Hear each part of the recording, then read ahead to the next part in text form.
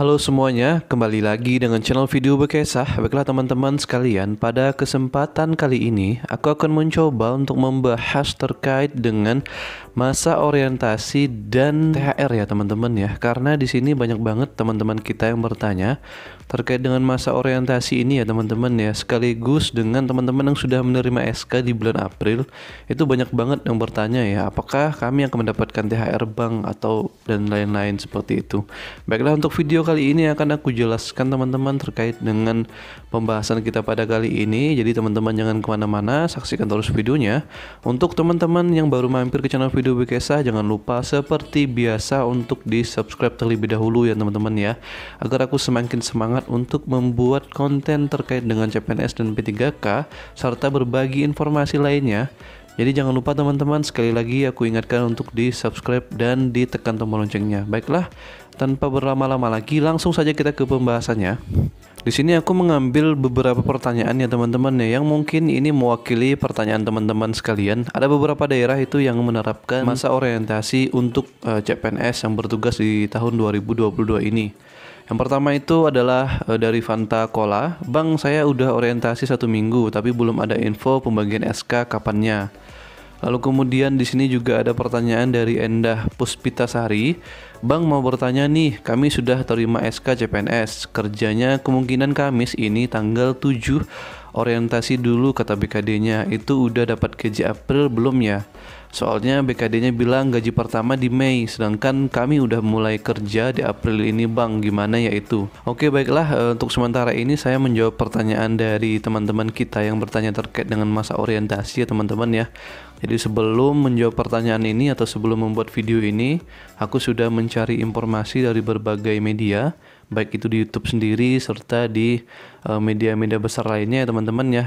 Dan aku juga baru tahu ternyata terkait dengan masa orientasi ini ada berlaku di beberapa daerah ya teman-teman ya, dan terkhusus di kementerian seperti itu. Ngajar online jadi lebih mudah pakai Teachmin, aplikasi ngajar yang mengerti kebutuhan pengajar. Mau ngajar apapun gratis. Yuk download Teachmin di App Store dan Play Store sekarang. Gratis. Soalnya kalau misalkan pengalaman aku di tahun 2020 itu kita tidak memiliki masa orientasi teman-teman. Dan juga terkait dengan orientasi ini berbeda dengan Latsar ya teman-teman ya. Kalau misalkan Latsar itu memang berlaku di seluruh Indonesia. Jadi untuk CPNS itu memang diwajibkan untuk mengikuti Latsar. Akan tetapi terkait dengan masa orientasi ini ada beberapa daerah yang menerapkan dan juga ada beberapa daerah juga yang tidak menerapkan seperti itu. Buktinya di sini banyak banget teman-teman kita yang bertanya. Mungkin ini saya hanya menjawab 2 pertanyaan saja teman-teman ya, dan pertanyaannya hampir sama sih dari teman-teman kita sekalian. Jadi terkait dengan masa orientasi itu aku ulangi sekali lagi, itu berbeda dengan Latsar ya teman-teman ya. Nah, masa orientasi itu adalah masa perkenalan. Sebetulnya itu juga kita dapatkan waktu kita di SD, SMP, SMA, atau misalkan kita kuliah, itu kan ada masa orientasinya teman-teman ya. Atau misalkan kalau di zaman aku itu ospek namanya. Jadi masa orientasi seperti itu. Jadi orientasi itu adalah kita perkenalan dengan kantor kita, visi misi kantor kita, terus dengan teman-teman kantor kita, terus apa sih sanksi-sanksi yang berlaku di kantor kita, seperti itu. Dan biasanya terkait dengan masa orientasi ini berlaku selama 1-2 minggu ya teman-teman ya. Kalau misalkan untuk teman-teman di kementerian itu ada juga di Kemenkumham. Aku kebetulan punya teman kerja di Kemenkumham dan lolos di tahun 2020, satu angkatan sama aku waktu itu. Aku sempat bertanya juga karena ingin menjawab pertanyaan ini, karena memang untuk pengalaman aku di daerah itu kita tidak memiliki masa orientasi sama sekali teman-teman. Aku malahan baru tahu ketika banyak banget pertanyaan-pertanyaan yang masuk terkait dengan masa orientasi ini. Jadi aku bertanya, ternyata memang di Kemenkumham itu salah satunya ya teman-teman ya. Kemenkumham itu memang memiliki masa orientasi. Masa orientasinya itu selama 2 minggu, 1 minggunya itu di Korwil, di kantor wilayah, terus 1 minggunya itu di kantor pusat seperti itu. Jadi ada 2 minggu, jadi 1 minggunya di kantor pusat, 1 minggunya di kantor wilayah seperti itu. Jadi terkait dengan masa orientasinya itu ngapain aja, yaitu perkenalan, terus sanksi-sanksi apa aja yang harus teman-teman ketahui, lalu kemudian visi misi kantor itu apa, terus teman-teman harus ngapain. Jadi ketika teman-teman setelah menerima SK dan bertugas secara resmi sebagai CPNS, teman-teman sudah tidak kaku lagi. Itu sih sebetulnya harapan dari masa orientasi. Nah, yang menarik di sini adalah adalah untuk Kak Endah Puspitasari ini.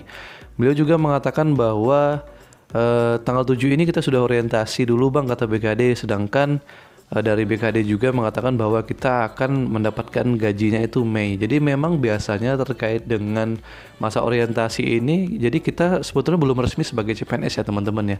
Kita dinyatakan resmi sebagai CPNS itu setelah teman-teman menerima SK, TMT dan terbit SPMT seperti itu.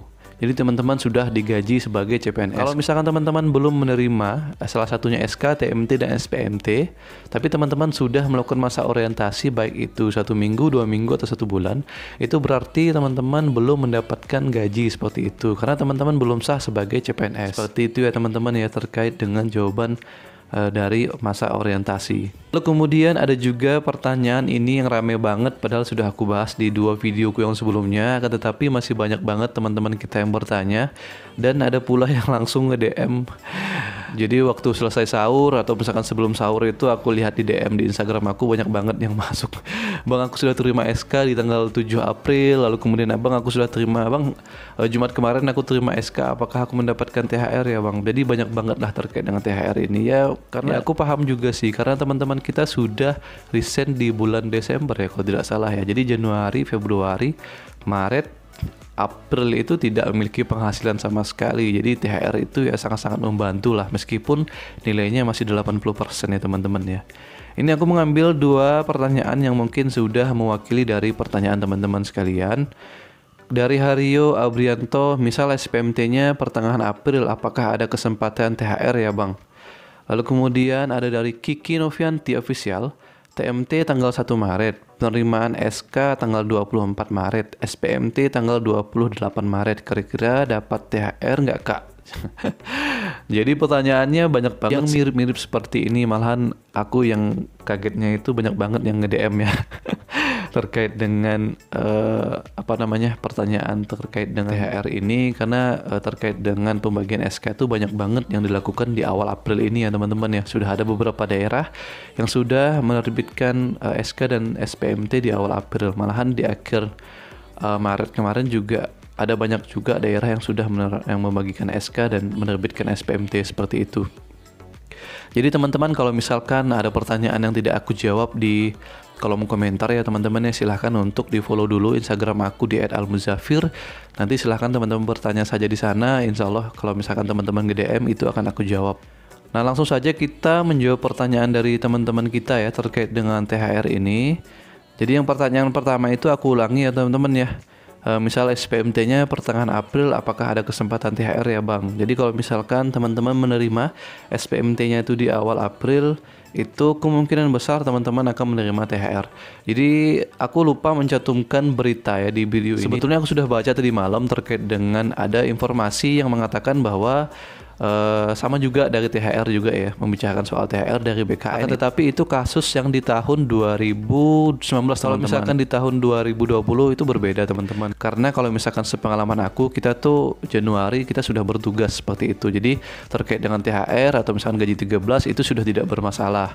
Jadi kita sudah dipastikan dapat. Nah, untuk tahun ini mungkin agak berbeda, akan tetapi agak mirip dengan kasus di tahun 2019. Di tahun 2019 itu diperkirakan teman-teman juga menerima SK-nya itu di bulan April, sedangkan di bulan Mei itu sudah lebaran seperti itu. Nah, karena ribut banget kan pada saat itu kan, ribuh banget terkait dengan pembahasan THR. Apakah CPNS mendapatkan THR? Apakah CPNS akan mendapatkan gaji 13? Jadi di waktu itu sempat ada di berita Kompas kalau tidak salah tadi malam aku baca ya. Itu mengatakan dari BKN langsung teman-teman di kasus tahun 2019 bahwa terkait dengan THR itu kalau misalkan teman-teman menerbitkan SPMT-nya H-10 Lebaran itu teman-teman akan mendapatkan THR seperti itu. Nah, jadi tinggal dihitung aja untuk tahun ini. Jadi kan kita kemungkinan besar Lebaran itu di tanggal 3 atau 2 Mei ya teman-teman ya. Jadi H-10 2 Mei itu kemungkinan besar sekitar tanggal 22 ya.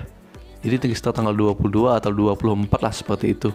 Nah, kalau misalkan SPMT teman-teman terbit sebelum tanggal 24 itu berarti teman-teman sudah mendapatkan THR dan gaji 13. Tapi kalau misalkan teman-teman menerima SPMT-nya itu di akhir bulan ya teman-teman ya, misalkan tanggal 28 April atau misalkan tanggal 20 9 April seperti itu. Berarti teman-teman tidak akan mendapatkan THR seperti itu. Nah, akan tetapi juga ini mengacu kepada kasus tahun 2019 ya teman-teman ya. Karena untuk di tahun ini aku belum mendapatkan jawabannya. Aku sudah search juga di di Instagram BKN, aku juga sudah cari-cari di media-media, aku juga sudah cari di YouTube, aku juga belum mendapatkan jawaban yang pasti seperti itu. Ada banyak juga sih di YouTube itu yang membahas terkait ada dapat, tapi sumbernya tidak jelas seperti itu. Jadi aku tidak bisa mengatakan teman-teman sudah dipastikan dapat THR kalau misalkan teman-teman menerima SK di akhir bulan. Tapi kalau misalkan teman-teman sudah mendapatkan jawaban itu, mungkin dari BKD-nya langsung, ya silahkan teman-teman untuk berbagi informasi saja untuk mengisi di kolom komentar. Atau misalkan teman-teman bisa nge-DM langsung ke Instagram aku, seperti itu. Mungkin itu ya teman-teman ya terkait dengan pembahasan THR. Pada intinya teman-teman akan menerima THR kalau misalkan SPMT teman-teman itu terbit H-10 sebelum lebaran, seperti itu. Baiklah, mungkin segitu dulu terkait dengan informasi ini. Semoga informasi ini membantu teman-teman sekalian, dan jangan lupa juga untuk di-share dan dibagikan ke teman-teman kita yang membutuhkan. Fix ya teman-teman ya terkait dengan pembahasan dari masa orientasi dan THR. Jadi kalau misalkan ada pertanyaan lagi, silahkan untuk mengisi di kolom komentar. Dan jangan lupa juga teman-teman untuk yang saat ini masih mencari baju kerja CPNS ya, baik itu baju keki, baju batik, misalkan baju kemeja juga, ada baju kemeja putih, atau misalkan celana hitam, silahkan teman-teman untuk mengunjungi kolom deskripsi ya teman-teman ya, karena link Shopee yang sudah aku rekomendasikan sudah terdaftar di deskripsi seperti itu. Baiklah, segitu dulu untuk videonya, dadah.